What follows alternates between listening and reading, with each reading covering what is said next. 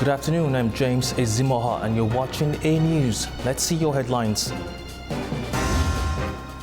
Israel says it will let food into Gaza after announcing a new ground assault.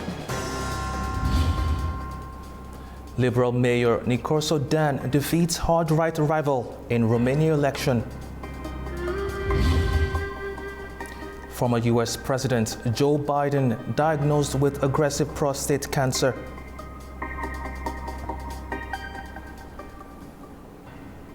Thank you for joining us. In a policy shift, Israeli Prime Minister Benjamin Netanyahu has announced the resumption of limited humanitarian aid into Gaza, ending a blockade that lasted more than 2 months. This decision comes amid escalating international pressure over the worsening humanitarian crisis in the region. Israel has agreed to permit the entry of a basic quantity of food into Gaza to avert a potential famine. That's according to Prime Minister Benjamin Netanyahu's office, which says the move is also intended to support the ongoing military campaign, Operation Gideon's Chariots, aimed at defeating Hamas. We embark upon this operation to achieve every war objective in Gaza, returning the hostages, dismantling Hamas's leadership. We are moving to the next phase of the war, from the might and sword to the chariots of Gideon.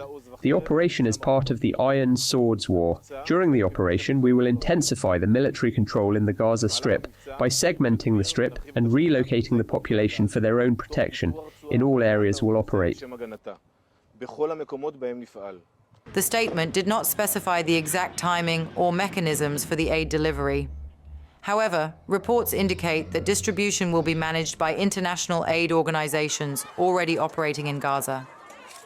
This decision, after a 10-week blockade, has faced opposition from key members of Netanyahu's far-right coalition, including National Security Minister Itamar Ben-Gvir and Finance Minister Bezalel Smotrich, who have threatened to resign if aid delivery resumes.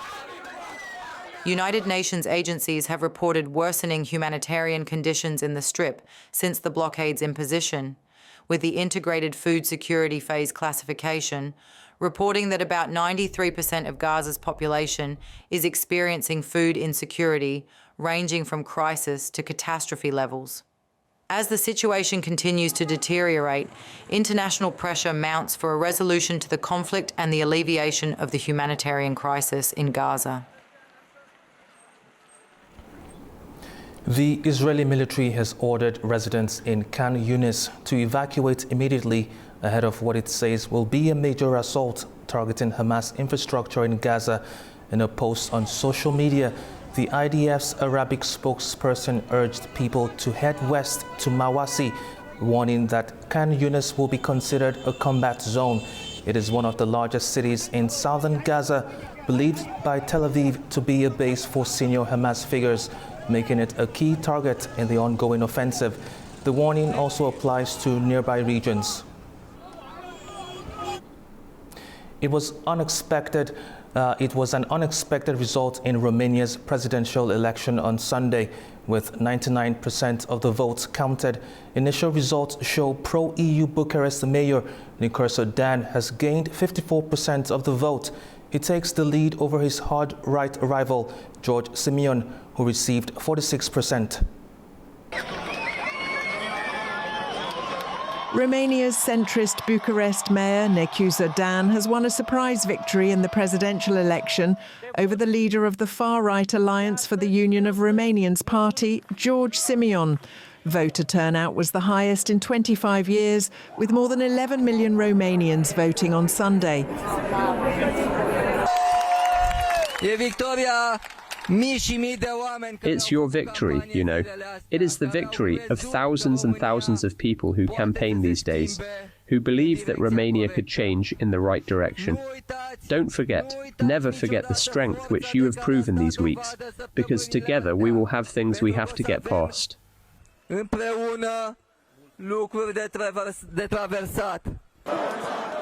55-year-old had campaigned on fighting corruption, supporting Ukraine and maintaining ties with the European Union and NATO.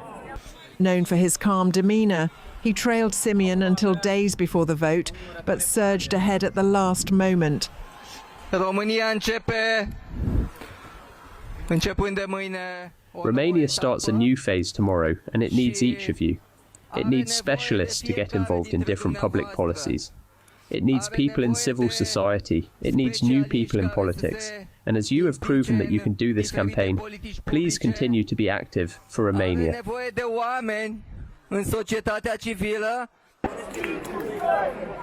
Although Simeon led the first round with 41%, he accepted defeat after initially claiming victory.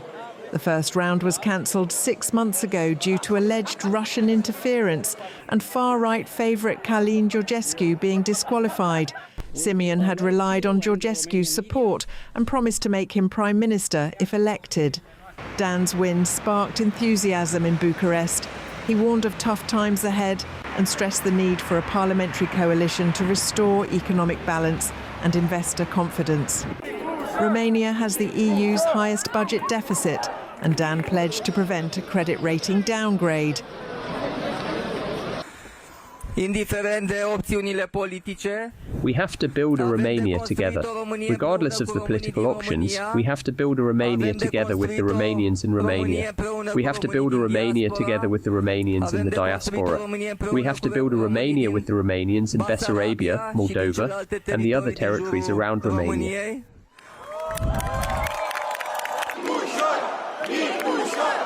The results in Romania are seen as a reaction against right-wing populism in Europe. Analysts warned that a Simeon victory could have isolated Romania from its international allies, destabilise NATO's eastern flank and reduce economic investments. Had he won, Simeon might have formed a new alliance with Hungary's Prime Minister Viktor Orban and Slovakia's Prime Minister Robert Fico. A controversy is brewing over alleged censorship demands ahead of Romania's presidential election. Telegram's founder Pavel Durov has gone public with claims that French intelligence pressured him to silence conservative voices. Telegram founder Pavel Durov says he rejected a request from the head of French intelligence to block conservative voices in Romania ahead of the country's presidential runoff. In a post on X, Durov claimed that Directorate General for External Security Chief Nicholas Lerner made the request this spring in Paris. Durov wrote, "We didn't block protesters in Russia, Belarus or Iran. We won't start doing it in Europe." His statement came as Romanians returned to the polls following a court-ordered repeat vote. The original results were annulled over concerns involving illegal financing, cyber threats, and alleged Russian interference. Durov's public comments are likely to intensify scrutiny around foreign involvement and digital influence in electoral processes across Europe. Telegram has previously faced pressure from multiple governments to moderate content or block opposition voices, particularly in politically sensitive contexts. However, Durov has consistently positioned the platform as a pro-free speech alternative, emphasizing non-cooperation with political censorship. So far, there has been no official response from either French or Romanian authorities. In Poland's presidential election, Liberal Mayor Rafał Trzaskowski leads with 31.36% and will face Conservative Karol Nawrocki, who has 29.54% in the second round on June the 1st. Trzaskowski promises to ease strict abortion laws and speed up judicial reforms. Right-wing candidates, however, did better than expected, which may weaken Trzaskowski's support. The official results will be announced later on Monday. Portugal's centre-right Democratic Alliance Party has won early elections, but fell short of a majority, with socialists and far-right Chega Party close behind. Prime Minister Luis Montenegro said he has a clear mandate, but ruled out deals with Chega, blaming socialists for blocking a coalition. The vote followed Montenegro's government losing a confidence vote amid family business allegations, which he denies. AD led with more than 32%. Chega rose to 22.6%, and Socialists fell to 23.4%. Montenegro must now seek support from other parties individually. A major health update concerning former U.S. President Joe Biden is drawing attention and reactions from across the political landscape. Leaders at home and abroad are expressing support as the news sparks national and global concern. Weeks has become clear to me. Former US President Joe Biden has been diagnosed with an aggressive form of prostate cancer that has spread to his bones, according to a statement released by his office. The 82-year-old was diagnosed on Friday after experiencing urinary symptoms and is currently reviewing treatment options with his medical team and family. The news has drawn swift reactions from across the political spectrum. US President Donald Trump, who defeated Biden in the 2024 election, wrote on Truth Social, "Melania and I are saddened to hear about Joe Biden's recent medical diagnosis. We wish Joe a fast and successful recovery." Vice President Kamala Harris, who succeeded Biden as the Democratic nominee in 2024, expressed her support in a heartfelt post. She wrote, "Joe is a fighter, and I know he will face this challenge with the same strength, resilience and optimism that have always defined his life and leadership." Governors from across the United States also offered their prayers and well wishes. Leaders from states including California, Minnesota, Colorado and Maryland emphasized the importance of raising awareness about prostate cancer and praised Biden's lifelong service. Biden, who served as president from 2021 to 2025, had faced ongoing questions about his health, especially after a difficult debate performance last year.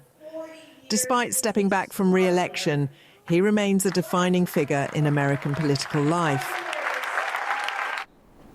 Australia has begun shipping the first batch of M1A1 Abrams tanks to Ukraine. The move is part of a 49-vehicle donation aimed at strengthening Kyiv's defenses. It follows a delayed approval process from Washington, which was needed to authorize the transfer of US-made tanks. While American officials are said to be privately frustrated over the decision, the export was ultimately approved. During a recent meeting in Rome, President Volodymyr Zelensky thanked Prime Minister Anthony Albanese for the support. France has refused to share critical source codes for Rafale fighter jets, blocking India's efforts to integrate indigenous weapons into the aircraft. Despite repeated requests, French manufacturer Dassault Aviation rejected access, citing security and strategic concerns. India aims to reduce defense dependencies by adapting Rafales to carry local missiles and bombs, but full integration requires access to systems controlled by French code. India purchased 36 Rafales in 2016 and recently signed a 6.9 billion euros deal for 26 naval variants. Turkey is set to export its first indigenous developed jet trainer, the Hürjet, to Spain after signing a memorandum of understanding in Madrid. The light combat aircraft is manufactured by Turkish aerospace industries. Turkish authorities say this agreement marks a memorable moment for the country's aviation. Turkey's indigenous supersonic advanced jet trainer, Hürjet, has been selected by the Spanish Air Force, beating American and Italian rivals. A memorandum of understanding was signed at the FEINDEF 2025 Defense Fair in Madrid this week between Turkish Aerospace Industries, Airbus, and the Spanish Ministry of Defense. Turkish authorities say it marks a major step toward the light combat aircraft's export and joint production in Spain. The TAI General Manager, Mehmet Demiroğlu, told Turkish media outlet Savunma Sanayi East that the agreement launches the Spanification process, integrating Spanish companies into the supply chain. We have completed another milestone in our Hürjet's journey to Spain. We also took a big step with Airbus. They were selected as the national coordinators by the Spanish Air Force and the Ministry of Defense. What does this mean? It means we will carry out the industrialization part together with Airbus. Production will occur in two phases. Initial units built entirely by TAI, followed by a mixed production model with Spanish partners. Demiroğlu emphasized that her jet remains a fully Turkish product with localization adapted to Spain's requirements. A detailed industrialization plan will be submitted within 2 months, with a final contract expected by late 2025. Officials say this is the first time a Turkish-made trainer aircraft will be used by another NATO country's air force, highlighting a milestone for Turkey's defense exports, previously dominated by naval, unmanned, and land systems. Both Turkey and Spain aim to have her jet operational by 2028 or sooner. From Finnish politicians in court over Bible tweets to German satire facing heavy fines, the line between open debate and censorship is becoming increasingly blurred. Is free speech, a cornerstone of democratic societies in Europe, under pressure? Let's take a closer look. Europe prides itself on being a bastion of liberal values, yet free speech across the continent is increasingly facing unexpected challenges. Finnish MP and former Interior Minister Päivi Räsänen became embroiled in controversy after questioning online whether the Finnish Lutheran Church's support of the Pride Parade aligned with biblical teachings. Although acquitted by a Finnish court in 2022, prosecutors are pushing for a Supreme Court retrial, turning her simple tweet into an ongoing legal saga now spanning 6 years. Räsänen's case is far from isolated. Germany's strict laws against defamatory criticism of politicians have triggered hundreds of complaints. Recent incidents have seen hefty fines and even suspended prison sentences for satirical or harsh commentary. Meanwhile, in France, a pensioner who publicly insulted President Emmanuel Macron was ordered to attend a civic awareness course to avoid further charges. Adding to the complexity, new EU rules under the Digital Services Act are requiring online platforms to actively guard against content that might negatively influence civic discourse, a term critics argue is dangerously vague. Denmark has reintroduced laws protecting religious texts, criminalizing their disrespectful treatment after controversies involving Quran burnings sparked international tensions. Authorities maintain such regulations are necessary for societal harmony, but many Europeans increasingly feel constrained. In Germany, fewer than half the population now believe they can freely express their opinions, down dramatically from 80% in 1990. Europe's challenge is balancing respect with openness, navigating a cultural landscape that grows more sensitive and complex by the day.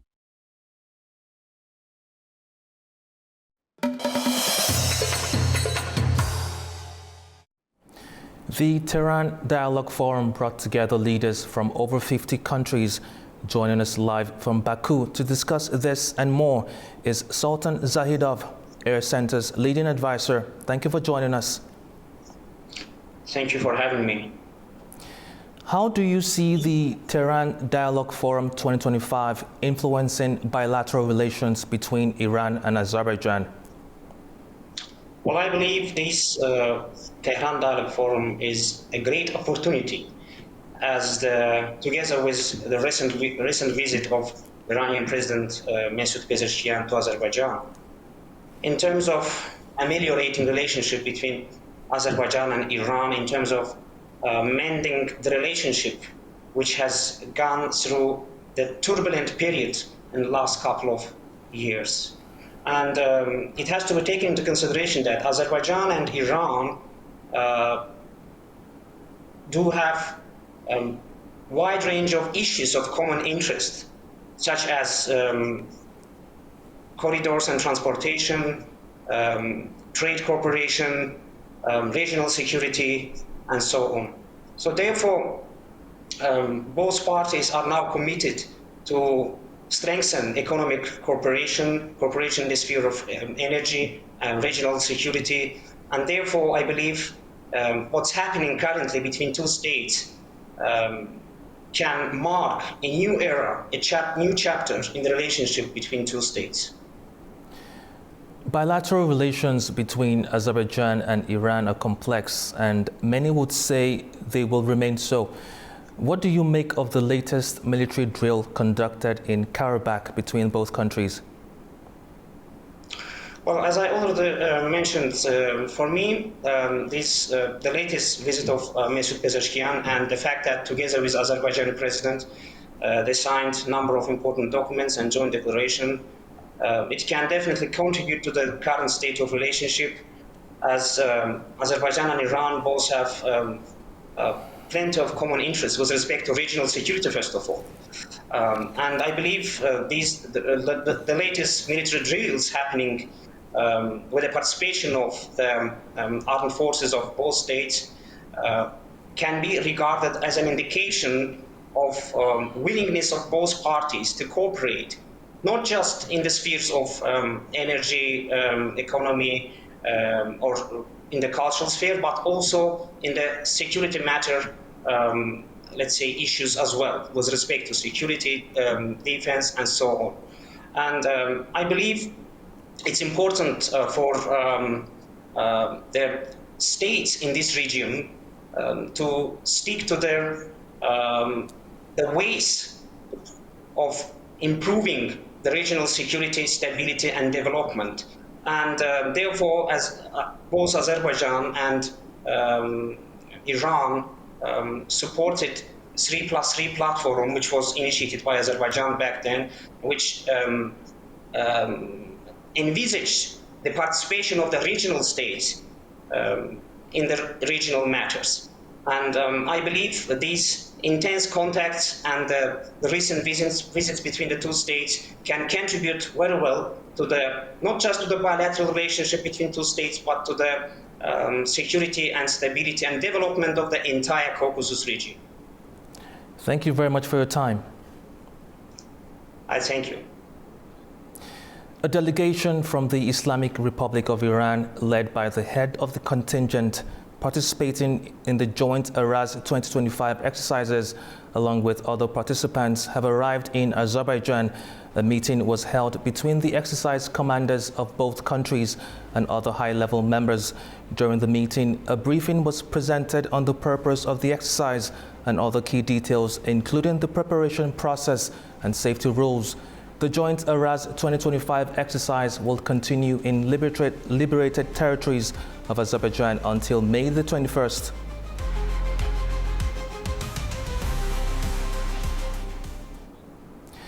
Armenian Parliament Speaker Alen Simonian says peace talks with Azerbaijan are progressing and could soon involve meetings between the head of states. He added that the timing and location of the agreement are yet to be determined, with international partners actively involved in supporting the process. However, Azerbaijan maintains that two conditions or preconditions should be met to ensure lasting peace: the removal of territorial claims against Azerbaijan's Karabakh region from the Armenian constitution and the dissolution of the OSCE Minsk group. Azerbaijan's State Security Service says it is continuing its counter-terrorism efforts against criminal gangs. It's after a major operation led to the capture and prosecution of 6 Azerbaijani citizens linked to international terrorist organizations. Authorities say investigations revealed that these suspects allegedly planned terrorist attacks in northern Azerbaijan, building underground shelters and stockpiling weapons. 4 members fled to the Pakistan-Afghanistan border in 2024, where they received armed training and joined foreign conflicts. 2 others allegedly financed the activities. With support from foreign partners, all were captured abroad and returned to Azerbaijan.